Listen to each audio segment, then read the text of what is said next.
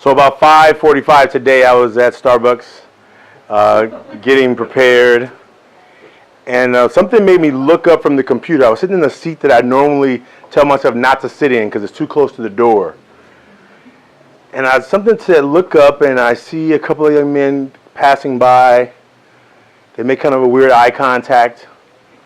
And then the third one, I think he's going to try and wave, and yet instead he grabs my computer. And he's on his way, but somehow I just had a moment of feeling that something was happening, and I held on to it, and then I stood up, and then he ran out the door. And a man on the other side said, I knew it was going to happen. Let's go get him. Let's go get him. I'll go with you. And I was like, no, I got to figure this out first. I got to figure this out. He said, no, look, I know, I saw them, I got you, I'm going to go with you. They're not even running. Let's go do it. I'm going to help you. And I said, let me try and figure this out. Hold on, not yet. And I just started to breathe, I tried to catch my breath, and I started feeling the adrenaline starting to pick up because I'm like, he almost stole my computer. Like, I have a lot of work in that computer. Like, that would have messed my whole week up to, try and figure out how to get all this information back. And I'm like, I haven't even backed it up in 2 months. All the things are going through my head, and I'm like, I am going to go after them. So I go to the restroom and get myself ready. And I'm like, okay. Then I get my backpack, and I drive out where I think they went, and no one was there. And I was thinking, what was I going to do? Was I going to jump out of the car and revenge what he attempted to do? And I remember that what feeling was going through me in that moment. Thank goodness that I'm a little bit more wise now. Because when I was 17, I didn't have that kind of control. I'm a mama's boy. My mom raised me by herself. I was raised by a single mother on welfare. My father died before I was born. So when my life started, it was already a mess when I showed up here on the planet.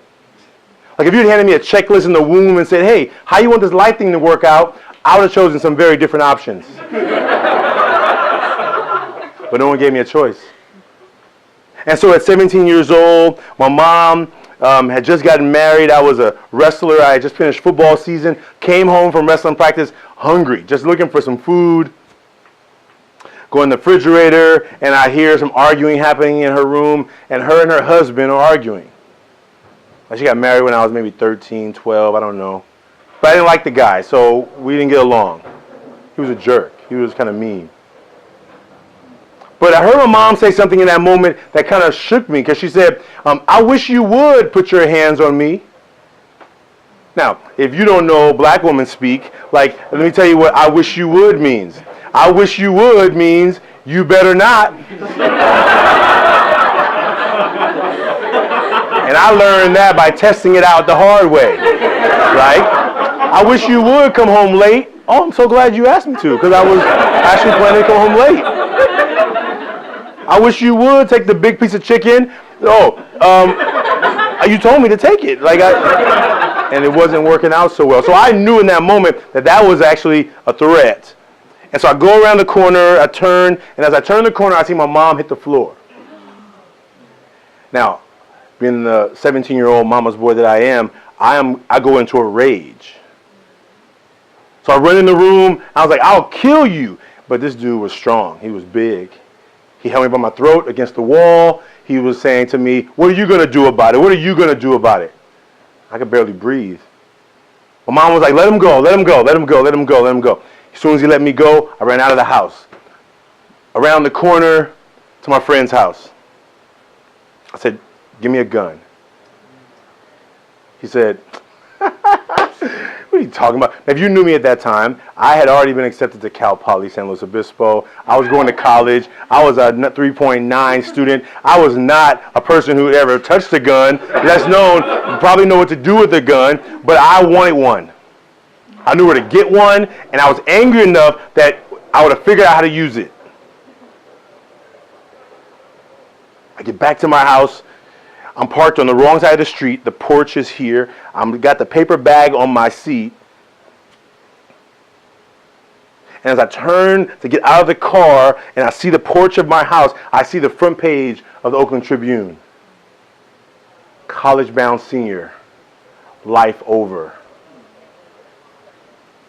Life destroyed. Checkmate. I don't know what the words were. I just know I saw a picture of me being marched down the steps in handcuffs by the police. I saw behind me my mom on the porch crying. Why is she crying? I was doing this for her. And that moment, sitting in the car, I began to cry. Because all along, I was feeling rage. That's what was coming out. But deep down inside, I was scared. Like there's an enemy in my house, and I don't have the power to overcome his strength. I was scared. I was sad. I was like, wait, you mean you married a guy who's supposed to make our life better, and instead I got this in my house now? Like, what am I going to do? And everything I had with me, I went after him. I couldn't even take him. What do I do? But as a young man in Oakland, I wasn't really taught how to deal with sadness and fear. I had plenty of tools to deal with rage. I had a tool on my side that would help me deal with the rage I was feeling, but nobody gave me tools of dealing with the sadness.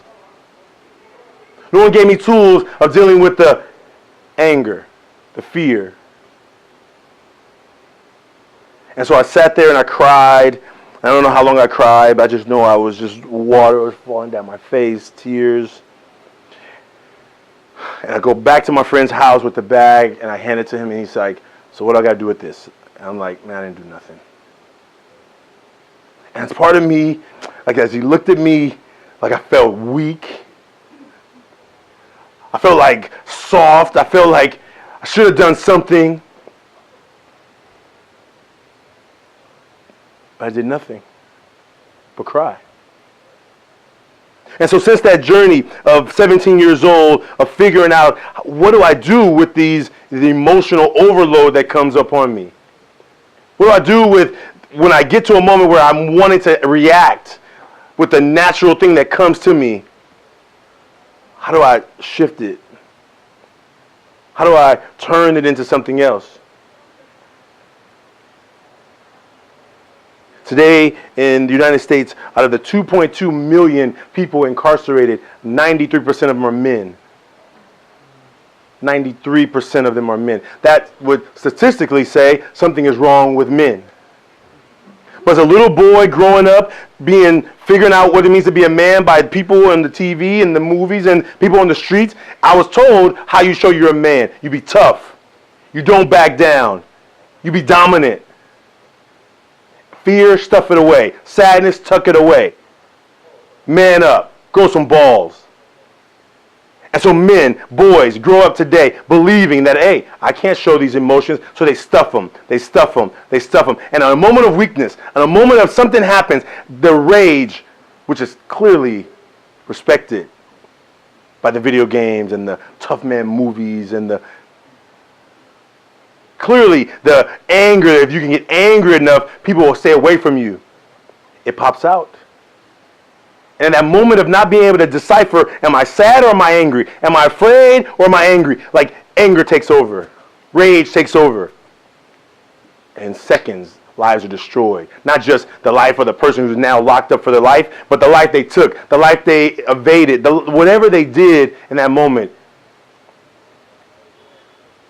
As a man today, as I was on my way here to talk about this story of me being 17 and almost letting rage take over, rage came back. It came back in a moment of me feeling like somebody was trying to take advantage of me. And luckily I've practiced. I practiced to take a moment and say, where am I at right now? Am I angry? Am I feeling sad? Am I feeling afraid? How do I check the right emotion at the right space? So my work today with young men all over the Bay Area is giving young men tools, helping create social emotional leaders so that they can say, you know what, I'm actually pretty sad that what's happening with my mom right now, but I don't know what to do with it. And how do you talk about it in a space where people don't think you're weak, where people don't think you're soft, where people don't think that you're not masculine because you feel. That's the society that we're trying to create. That's the world that we want to build, where men have tools, where young men growing up are learning tools to become social emotional leaders. Maybe just for themselves, maybe for just them and their friends, maybe for the rest of the community. That's what the Ever Forward Clubs do. I didn't start a program because I thought I wanted to start a program. I've been on this journey since that day that I almost destroyed my life because I had no tools of dealing with the stuff I was really feeling. There's a poem that I want to close with, and it fits right closely to what this story is. And the name of the poem is Were I a Wolf, by a man named Patrick Nolan.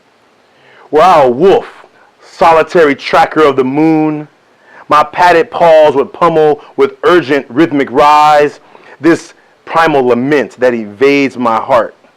Against the night's moist, mossy carpet, till I broke free from the forest's dark, foreboding depths to the timberline, and with one ferocious, mournful note, let rip anguish from this outstretched throat. Oh!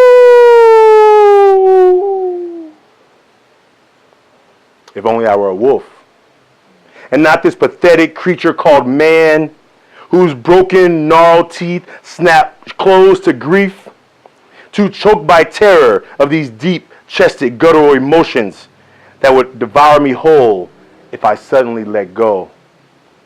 If only I were a wolf. But instead, I'm a mama's boy. Thank you.